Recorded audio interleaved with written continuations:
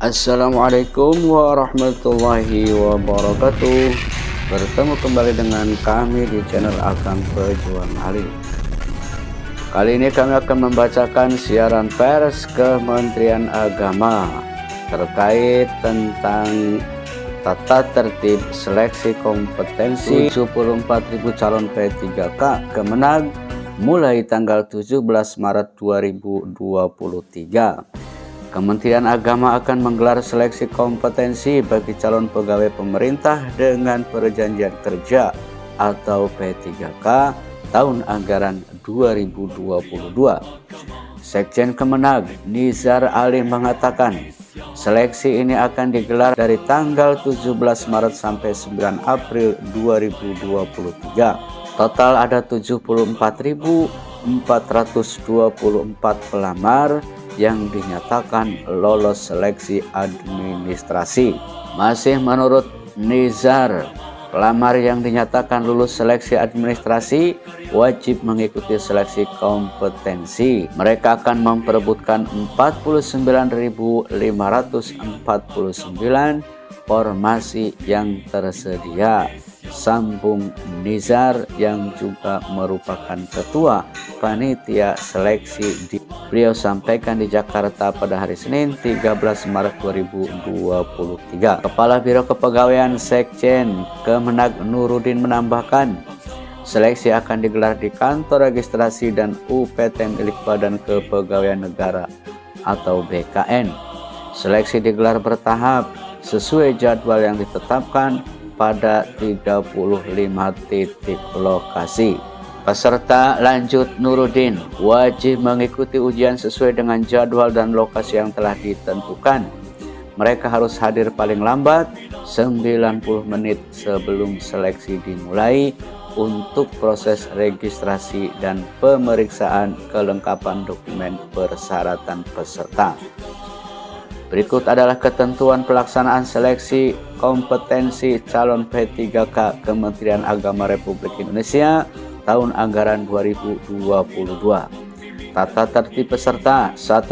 Peserta hadir paling lambat 90 menit sebelum seleksi dimulai guna proses registrasi dan pemeriksaan kelengkapan dokumen persyaratan peserta. Kedua, peserta wajib membawa kartu tanda penduduk KTP asli atau surat keterangan pengganti KTP asli yang masih berlaku, atau kartu keluarga asli, salinan kartu keluarga yang dilegalisir pejabat yang berwenang, dan wajib membawa kartu tanda peserta ujian asli yang telah dicetak melalui laman https://sscasn.bkn.go.id.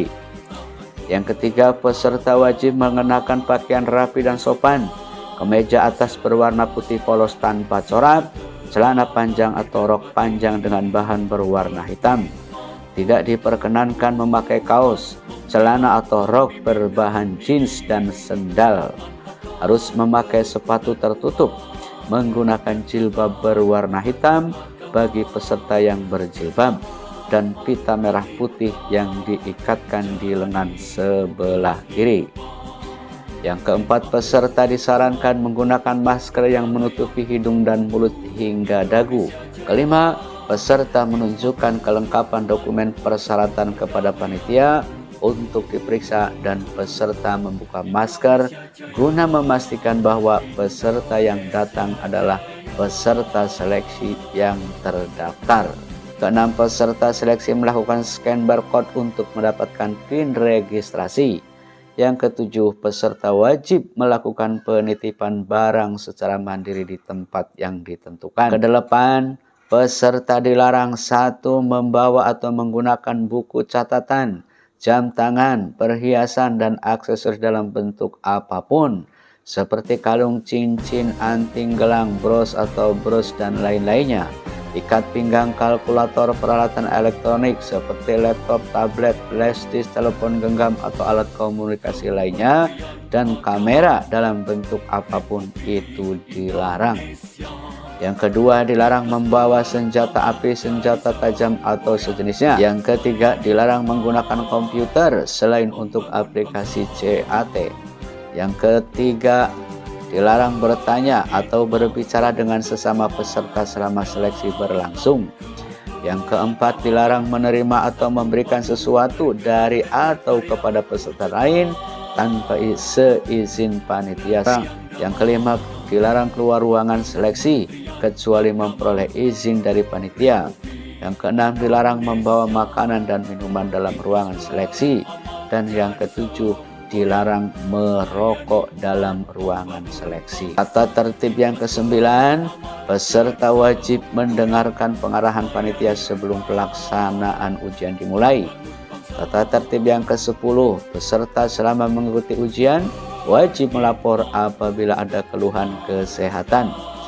Tata tertib yang ke-11, peserta dapat keluar dari ruangan seleksi apabila sudah menyelesaikan soal seleksi dan sudah mencatat hasil skornya serta meminta izin kepada tim pelaksana CATBKN. Tata tertib yang ke-12, peserta yang telah selesai melaksanakan ujian dan mengambil barang yang dititipkan di tempat penitipan segera meninggalkan lokasi ujian secara tertib. Tata tertib yang ke-13, pengantar peserta seleksi berhenti di drop zone yang sudah ditentukan dan dilarang menunggu dan atau berkumpul di sekitar lokasi seleksi. Dan tata tertib yang ke-14, peserta dan pengantar tidak diperkenankan membawa dan memarkir kendaraan roda 2 ataupun roda 4 di dalam lingkungan seleksi. Sanksi bagi peserta: 1. Peserta yang terlambat hadir tidak diperkenankan masuk untuk mengikuti seleksi dan dianggap gugur. Jadi jangan sampai terlambat kita nanti pada saat testing CAT. Yang kedua, peserta yang tidak membawa kelengkapan dokumen persyaratan dan atau terbukti memberikan dokumen palsu tidak diperkenankan mengikuti seleksi dan dianggap gugur. Sanksi bagi peserta yang ketiga: peserta yang melanggar ketentuan pelaksanaan seleksi kompetensi tidak diperkenankan mengikuti seleksi dan dianggap gugur. Mohon maaf atas segala kekurangannya. Assalamualaikum warahmatullahi wabarakatuh.